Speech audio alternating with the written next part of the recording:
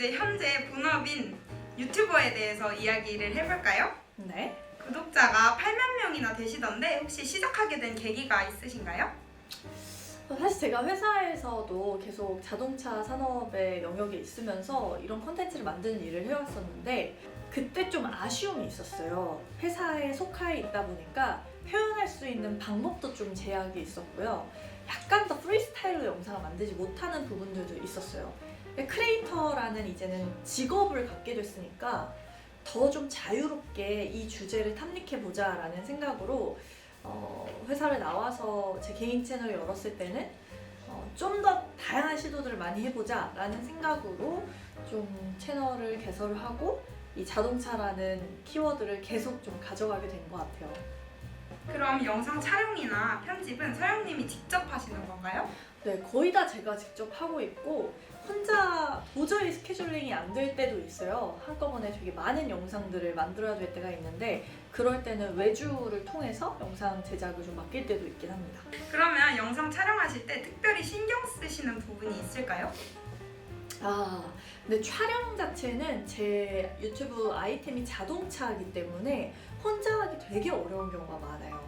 자동차 제품 자체가 엄청 커서 제가 이렇게 셀프캠으로 해서 이 제품과 저를 동시에 받을 수 자체가 없거든요.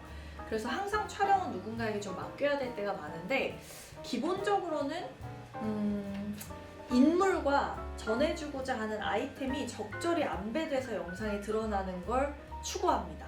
왜냐면 자동차만 보여주면 자동차 공식 그 제조사의 홍보 영상을 봐도 충분하거든요.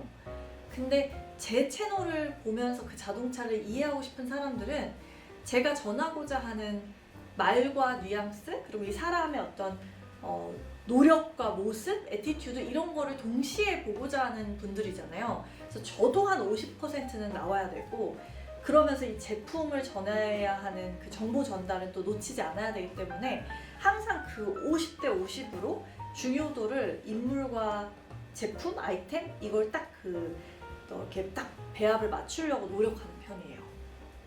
와, 그러면 교수님을 하실 때 유튜브 촬영까지 병행하려면 엄청 바쁘셨을 것 같은데 힘들지는 않으셨나요?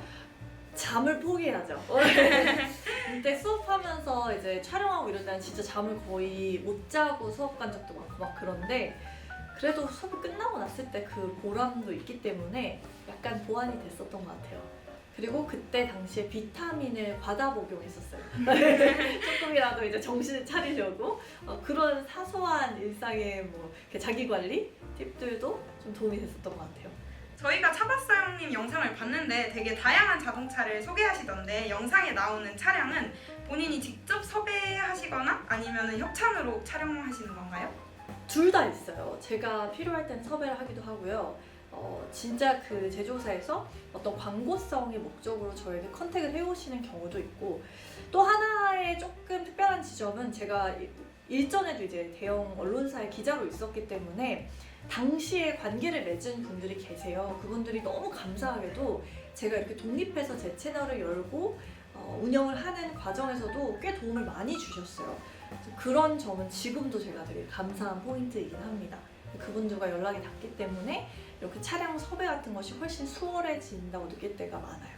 되게 다양한 자동차를 만나보셨을 것 같은데 가장 마음에 들었던 자동차는 어떤 차였나요? 제가 페라리라는 슈퍼카 브랜드와 같이 이탈리아에 출장한 적이 있어요. 그때 그 페라리가 만들어지는 본 고장인 이탈리아의 마라넬로라는 지역에 가가지고 바로 이제 따끈따끈 출시된 296 GTS라는 아주 엄청난 그 슈퍼카를 탄 적이 있습니다. 그래서 그걸 타고 이탈리아의 이제 산들을 막 돌아다니면서 흔히 말하는 와인딩이라는 걸 경험을 했는데 그때 이 뚜껑 열고 차를 이탈리아에서 이제 달리는 그 기분이 너무 짜릿해서 약간 인생을 바꾼 경험 중에 하나가 되었어요. 그런 경험 덕분에 그 차가 달리 보이기도 하고 엄청난 애정을 좀 갖게 되더라고요. 그럼 앞으로 리뷰해보고 싶은 차도 있을까요? 테슬라의 사이버 트럭이라는 차가 있습니다. 이게 언제 나오냐 막 많은 사람들이 생각을 했는데 최근에 조금씩 이 차의 출시 소식이 나오고 있어요. 이 차는 정말 특이하게 생겼거든요. 막 일반적인 자동차처럼 생긴 게 아니라 그 뭔가 이렇게 암석을 툭툭툭 떼어다가 이렇게 바퀴를 달아놓은 것처럼 정말 독특하게 생긴 특이한 자동차, 특이한 사이버 트럭인데 그 차량을 기대하는 분들이 정말 많기 때문에 저도 지금 굉장히 예의주시하고 있습니다. 댓글에 관한 질문이에요. 유튜브를 하다 보면 여러 악플이나 피드백을 받으실 것 같은데 어떤 식으로 대처하시는 편인가요? 일단은 무풀보다는 악플이 낫다 이렇게 생각을 하고요. 저는 사실 악플을 다는 사람들을 보면서 결국 내가 이겼다라고 생각해요. 뭐냐면 그 사람은 그 악플을 달려고 일단 제 영상을 봤어요. 일단 나한테 줬어. 그리고 그 악플을 다는 그 시간을 나한테 썼어. 당신의 되게 소중한 시간을 이미 나에게 몇 분이나 할애한 거예요. 그래서 내가 이겼다. 이런 마음으로 좀 정신승리를 하려고 노력을 하는 편이긴 하고요. 실제로 악플이라고 하지만 되게 나에게 도움이 되는 이야기가 그 안에 숨어 있을 때도 있어요. 그래서 악플들을 좀 분석할 때도 있습니다. 그 사람이 그래서 나한테 받고 싶었는데 받지 못한 감정은 무엇인가 이런 것들을 좀 생각하다 보면 내가 좀 놓치고 있었던 것도 있구나 라는 생각도 하게 되거든요. 그래서 두 가지 생각으로 악플을 이겨내죠. 하나는 그래도 내가 이겼다. 다른 하나는 그래도 당신 말에 내가 놓치고 있었던 뭔가가 있을 수 있으니 당신 말을 내가 귀 기울여 듣겠다. 나의 성장의 발판으로 활용하겠다. 이렇게 악플을 좀 활용하고 있습니다. 와, 진짜 프로 유튜버 같아요. 그럼 앞으로 어떤 컨텐츠를 해보고 싶으신가요? 저는 컨텐츠를 만드는 일이 시간이 지날수록 되게 재밌어지는 것 같아요. 매너리즘에 빠질 때도 있지만 한두 번씩 그걸 또 탁탁 극복하다 보면 더 큰 재미가 있고 또 더 큰 재미가 느껴지면 그거를 몸소 느끼고 있거든요. 그래서 도전하고 싶은 분야가 엄청 많아요. 저는 진짜로 먹방도 해보고 싶고 ASMR도 해보고 싶고 막 그냥 다양한 유튜브의 갈래들 있잖아요. 그런 것들을 그냥 다 한번 도전을 해보고 싶다? 그런 생각이 있습니다. 그러면 서영님이 3가지 직업에 대해 경험해보셨는데요. 각 직업별로 필수적으로 갖추어야 할 능력이 있을까요? 그게 유튜버와 기자와 교수 이렇게 3가지죠? 일단 각 직업별로 유튜버는 성실함이 필요해요. 내가 뭔가를 표현하고 싶을 때 그걸 어떻게 표현하면 좋을지 생각만 하면 안 되고 결국 만들어내야 되거든요. 그러면 귀찮은 거를 감수해야 돼요.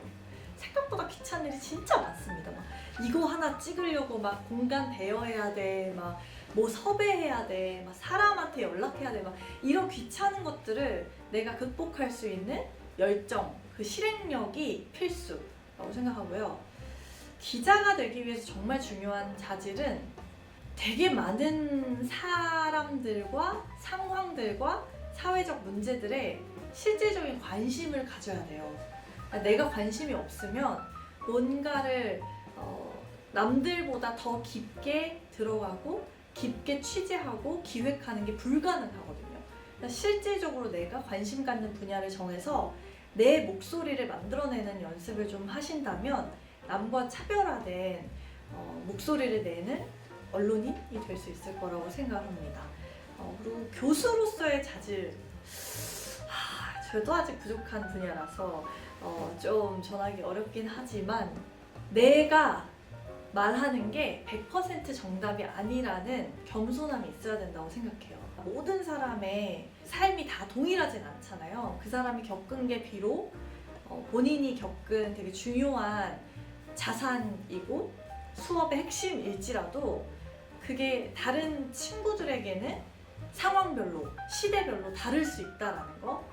다시 말해서 너무 꼰대가 되지 않으려는 내 이야기가 100% 정답이 아닐 수 있기 때문에 학생들이 어떤 실질적인 문제를 겪고 있는지 계속해서 열린 마음으로 귀를 열어두는 그런 겸손함이 필요하다고 생각합니다. 그리고 많은 분들이 이 부분에 대해 궁금해하실 것 같은데요. 혹시 세 가지 직업 중에 가장 경제적으로 여유를 안겨주었던 직업 순위를 매겨주실 아. 수 있으신지. 아하, 굉장히 난감한 질문이에요. 근데 사실 좀 쉬울 수도 있는 질문이긴 한데, 툭 까놓고 얘기를 하면 유튜브 크리에이터로 사실 기능하는 일이긴 해요. 왜냐하면 내가 소속된 회사에서 월급을 받는 개념이 아니라 내가 열심히 일한 만큼 내가 수익을 얻어가는 구조의 1인 크리에이터거든요. 그러니까 내가 잠 안 자고 영상 하나 더 만들면 그만큼 나한테 수익이 더해지는 거예요. 그래서 수익을 조절할 수 있는 능력, 그 캐파가 더 큽니다. 1인 기업가예요, 사실은. 1인 창업가기도 하고. 그래서 벌어들일 수 있는 수익의 비율도 훨씬 많이 높일 수 있다라는 거. 다만 문제는 그만큼 잠을 훨씬 많이 줄여서 끊임없이 일을 해야 한다라는 거. 그게 있을 수 있고, 두 번째는 언론사 기자이긴 했어요. 왜냐하면 언론사 자체가 통상적으로 조직이잖아요. 하나의 커다란 조직이고 그 안에서 엄청나게 많은 노동력을 투여해서 일하는 직업이기 때문에 받을 수 있는 비용들이 그래도 일반적인 수준 이상이지 않나라고 생각을 해요. 그러니까 일반적인 대기업 직원의 연봉과 거의 얼추 비슷하다, 혹은 플러스 알파로 더 많은 언론사도 있다 라고 생각하시면 좋을 것 같고, 이건 약간 케바케이긴 한 게 영세한 언론사의 기자들은 또 좀 풍족하지 못할 때가 많습니다. 그건 정말 어떤 세상에 대한 사명감으로 그 안에 소속되어서 일을 하는 기자분들도 많기 때문에 제 경우로는 언론사 기자가 2순위였고요. 3순위로 교수라는 직업을 뽑은 이유는 제가 이렇게 정말 우리 진짜 교수님들처럼 오랜 연구와 오랜 그 교수법 능력을 갖춘 진짜 교수라기보다는 제가 주니어이기 때문에 사실 진짜 교수님만큼의 그 소득 수준을 똑같이 동일하게 받지 않습니다. 그래서 저는 오히려 강의를 가르치는 강사로서의 입지가 더 크기 때문에 교수로서 받는 연봉과 동일하지 않아요. 그래서 저한테는 이제 3순위일 수밖에 없었고, 하지만 일반적인 교수분들의, 교수님들의 이 연봉 테이블을 생각해보면 2순위와 3순위가 바뀔 수도 있고 어쩌면 3순위와 1순위도 바뀔 수 있지 않을까 라는 생각도 좀 드네요. 네. 그러면 가장 시간적 여유를 안겨주었던 직업 순위도 알려주실 수 있으신가요? 그건 사실 3순위가 제일 시간적 여유가 많을 수 있다고 생각해요. 사실 저는 아니었어요. 저는 첫 수업이었기 때문에 준비할 게 너무 많았고 보완해야 될 것도 너무 많았거든요. 지금까지도 그 지난 수업을 복귀하고 있어요. 그만큼 시간적 여유가 거의 없는데, 그래도 제가 3순위였던 그 교수를 여기서는 1순위로 말한 이유는요, 한 번 딱 나의 이 강의를 셋업을 해놓잖아요. 그럼 학기가 계속될수록 수정해야 할 것들이 줄어들 것 같아요. 그러니까 한 번 잘 세팅을 해두면 내년은 좀 쉬워지고 내후년은 약간 더 쉬워지고 할 수 있는 여지가 가장 큰 게 교수다. 근데 예를 들어 기자 같은 경우, 크리에이터 같은 경우는 매번 달라지는 세상의 상황에 매번 내가 적응해야 돼요. 올해 내가 뭔가를 하나 잘 해놨다고 해서 내년에 똑같이 할 수 없거든요. 그러니까 매번 다르게 준비해야 되기 때문에 상대적으로 시간적 여유는 훨씬 없는 직업이라고 생각이 됩니다. 네. 그래서 기자와 유튜버는 좀 우열을 가릴 수 없이 시간적 여유가 없는 직업이다 라고 말씀드릴 수 있겠네요. 그럼 앞서 말하신 세 가지 직업 중에 제일 본인에게 잘 맞는 직업은 어떤 직업인 것 같으세요? 저랑 제일 잘 맞는 건 유튜버인 것 같긴 해요. 가장 좀 심적으로 자유롭고 가장 나다울 수 있는 일, 남의 눈치 안 보고 가장 나일 수 있는 일이라고 생각하기 때문에 유튜버를 꼽고 싶고요. 근데 기자도 조금 이렇게 계속 생각이 좀 드는 이유는 저는 언론사 기자로 일할 때 갖는 소속감과 내가 그래도 세상에 뭔가 어떤 공적인 일을 수행하고 있다라는 느낌이 들 때 좀 보람을 많이 느꼈었어요. 그래서 그거는 다시 좀 찾고 싶은 마음이기도 해서 이거 진짜 우열을 가리기가 어렵네요. 그래도 유튜브에게 즐겁긴 합니다. 네. 제가 생각해도 소영님은 유튜버랑 제일 잘 어울리는 것 그래요? 같습니다. 그러면 이때까지 이렇게 바쁘게 살아오셨는데 자랑스러운 순간이 많으셨을 것 네. 같아요. 그 중에서 제일 자랑스러웠던 일이나 순간이 한번 어떤 건지 여쭤봐도 될까요? 제가 어릴 때부터 꿈이 되게 많았거든요. 아까 막 예를 들면 나는 라디오 듣는 걸 너무 좋아해서 라디오 DJ 방송을 해보고 싶다 이런 꿈이 있었어요. 그리고 또 이런 게 있죠. 뭐 예를 들어 제가 G.O.D를 되게 좋아했는데 G.O.D를 한번 만나보고 싶다. 뭐 이런 것들. 근데 이런 되게 사소한 꿈들이 자동차 유튜브 컨텐츠를 만들면서 놀랍게도 다 이루어졌어요. 내가 좋아하는 연예인과 방송을 해보기도 하고 어느 날 갑자기 그 방송국, MBC 같은 그런 방송국에서 연락이 와서 저에게 섭외 요청을 해서 라디오를 직접 진행하기도 하고 제가 지금까지도 한 3년째 라디오를 진행하고 있거든요. 이런 일들이 제가 유튜브를 하지 않았다면 저에게 일어나지 않았을 기회들인데요. 유튜브 채널이 개설되고 내가 어떤 사람인지를 계속 세상에 알리는 일을 지속하다 보니까 세상이 의외의 기회들을 저에게 안겨줄 때가 있어요. 근데 놀랍게도 그 기회들이 내가 오랫동안 꿈꾸었던 기회랑 똑같을 때가 있어요. 그럴 때 굉장히 소름이 돋는 그런 경험을 할 때가 많답니다. 서영님, 이제 마지막 질문입니다. 네. 서영님처럼 엔잡러를 꿈꾸는 사람들에게 한마디만 부탁드려요. 제가 되게 좋아하는 말인데 그 물고기 중에 코이라는 물고기가 있어요. 이 물고기를 작은 어항에 두면 몸집이 딱 그만큼 자라요. 근데 이 물고기를 바다에 방생을 시키면 몸집이 수미터까지 커져요. 그래서 저는 자기 스스로의 한계를 자기가 짓지 말라라는 얘기를 꼭 해주고 싶어요. 내가 어떤 사람까지 될 수 있을지 일단 나는 의심하면 안 된다고 생각해요. 내가 의심하는 순간 내 크기도 좁아진다. 내가 어디까지 클 수 있는 사람일지 아무도 모르거든요. 그래서 나는 무슨 일이든 더 멋진 일들을 더 많이, 더 빠른 시간 안에 내가 해낼 수 있다고 먼저 믿는 것이 중요하다고 생각해요. 그걸 믿는 사람에게 기회를 발견하는 눈도 뜨여질 거라고 저는 믿습니다. 내가 스스로 나의 잠재력을 다른 사람이 뭐라 하든 먼저 믿어주시는 거, 그게 엔잡러가 더 많은 일들을 착착 착수해 나가는 기본 자세가 된다고 생각해요. 마지막까지 정말 좋은 말씀 감사드립니다. 날씨가 추운데도 고생해주신 우리 서영님께 압도적인 감사 인사를 올리면서 이상으로 우리 차바서영님의 인터뷰를 마치겠습니다. 와! 와.